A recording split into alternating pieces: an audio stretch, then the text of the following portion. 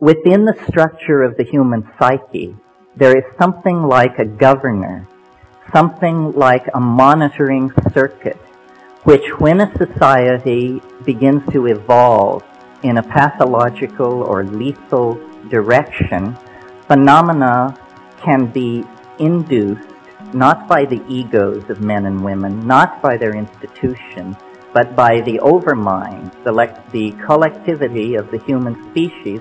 Phenomena can be induced which are so corrosive to the ideologies currently in place that their underpinnings are cut away, their validity is called into question, and their programs for social development and control are invalidated and destroyed. Now, a perfect example of this is the rise of infant Christianity. If you'll cast your mind back to the situation in the early years of the Christian era, and imagine the mentality of a Roman aristocrat, a person of power in Roman society. Their physics is drawn from Democracy and atomism. In other words, they are thoroughgoing materialists. Their social theory is drawn from Epictetus and Plato. They are, in fact, extremely modern people by our own standards. However, among the gardeners and kitchen help and stable boys, there is news of a momentous event in the Middle East.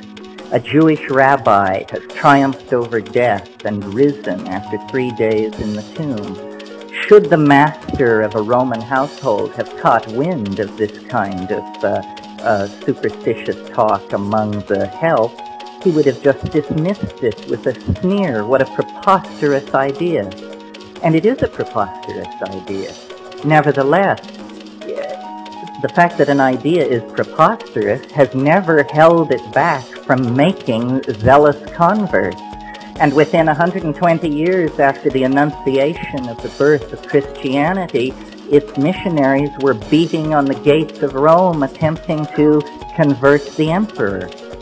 Now I see a similar situation in the modern context, that rationalism, scientific technology, which began and came out of the scholasticism of the Middle Ages and the quite legitimate wish to glorify God through an appreciation of His natural world, turned into a kind of demonic pact, a kind of descent into the underworld, a Nekeia, if you will, leading to the present cultural and political impasse that involves massive stockpiles of atomic weapons, huge propagandized populations cut off from any knowledge of their real histories, male-dominated organizations flying their message of lethal destruction and inevitable historical advance.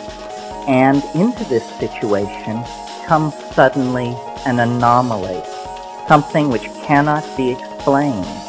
I believe that that is the purpose of the UFO, to inject uncertainty into the male-dominated, paternalistic, rational, solar myth under which we are suffering.